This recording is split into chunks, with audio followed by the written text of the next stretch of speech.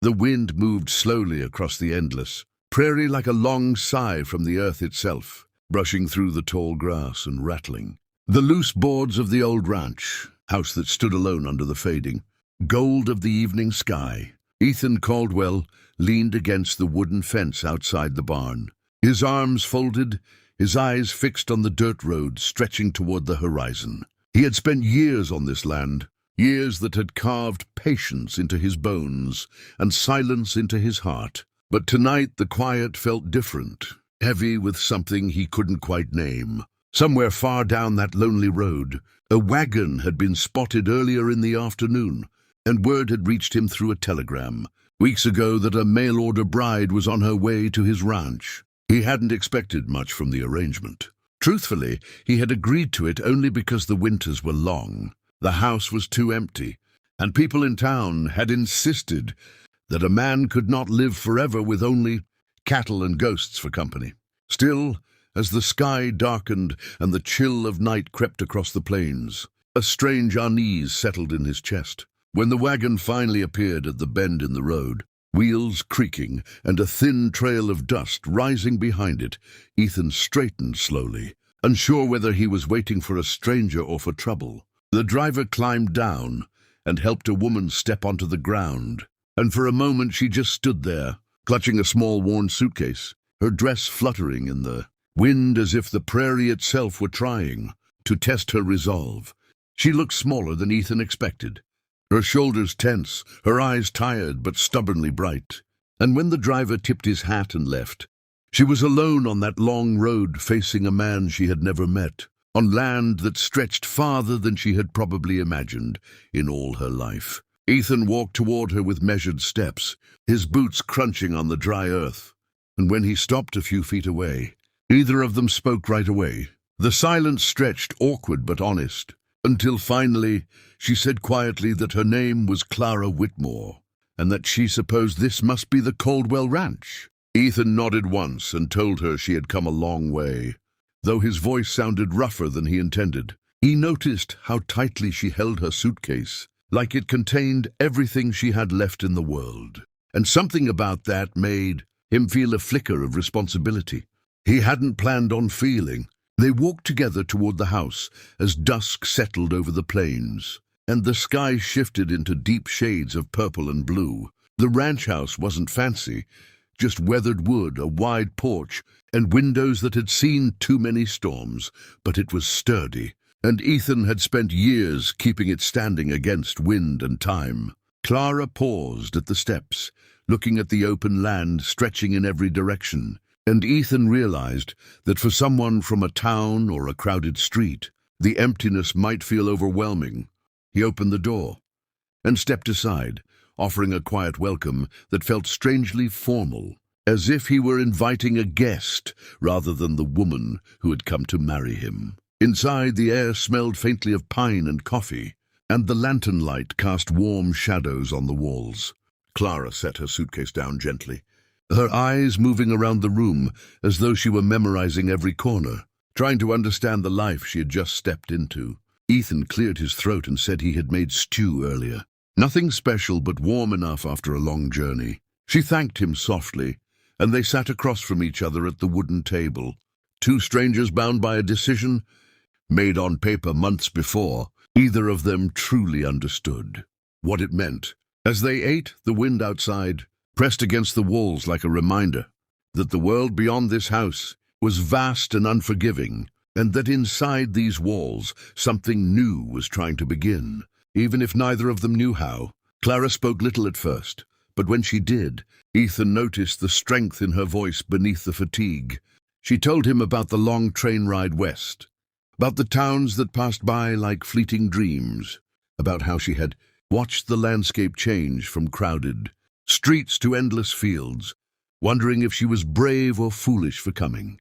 Ethan listened quietly, realizing that the courage it took for a woman to travel across the country to marry a stranger was something he had never truly considered before. After supper, he showed her the small bedroom at the end of the hallway, explaining that she could rest there tonight and that they could talk more in the morning.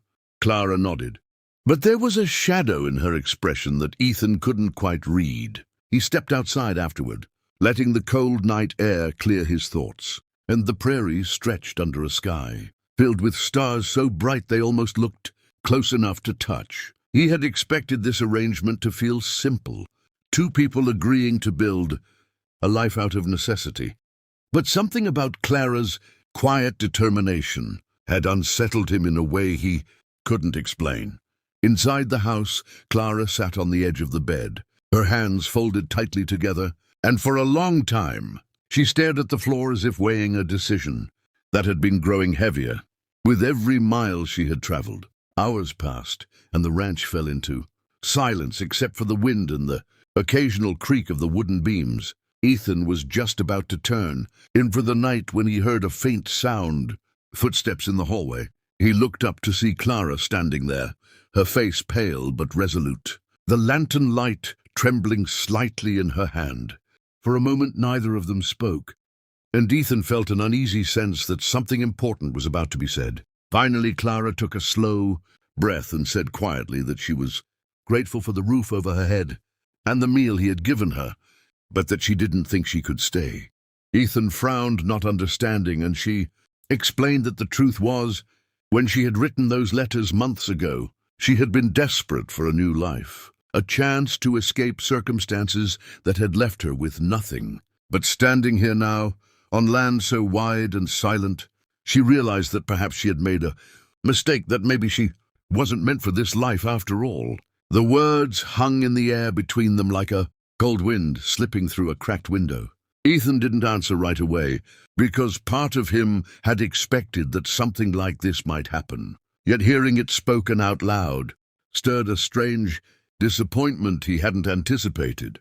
Clara looked down, her voice barely above a whisper as she said, "I'll leave at dawn." The sentence felt final, like a door quietly closing before it had ever really opened. Ethan studied her face in the lantern light and saw not just fear, but exhaustion, the kind that came from carrying too many burdens alone. Outside, the wind picked up, rattling the windows as if the prairie itself were protesting the decision. Clara turned slightly, ready to retreat back to the small room and wait for morning. But something inside Ethan shifted in that moment, something stubborn and protective that had been sleeping for years. Before she could take a step, he moved toward the front door and placed his hand firmly against it, the wood solid beneath his palm. His voice, when he finally spoke, was low but steady, carrying a conviction that surprised even him. "Not alone," he said. The words were simple, but they filled the room with a quiet intensity that made Clara pause. She looked at him, confusion and emotion flickering across her face. And Ethan realized that this woman had traveled hundreds of miles believing she was unwanted, believing she might be turned away the moment she arrived. The idea of her leaving at dawn, walking back onto that endless road with nowhere certain to go, suddenly felt wrong in a way he couldn't ignore. He told her that the prairie was a hard place, yes, but no one should face it alone, not after coming so far with so much courage. Clara's eyes glistened slightly in the lantern light, and for the first time since she had arrived, the distance between them felt a little smaller. Ethan didn't know what the future would look like, didn't know whether their arrangement would turn into something real or simply remain two strangers sharing a roof. But he knew one thing for certain: the door would not close behind her while she carried that kind of loneliness in her heart. As the wind continued to howl outside and the stars burned quietly above the vast plains, the ranch house stood like a small island of warmth in an endless sea of darkness. And inside it, two lives, once headed in completely different directions, had just begun to shift towards something neither of them had expected.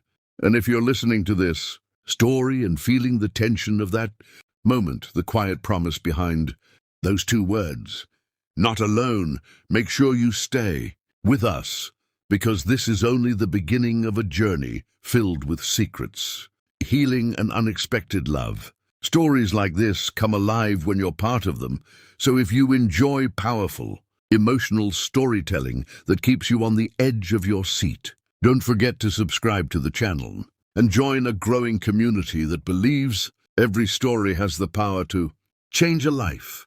The night stretched on, holding its breath, and somewhere deep inside both Ethan and Clara, the first fragile spark of a new chapter had just begun.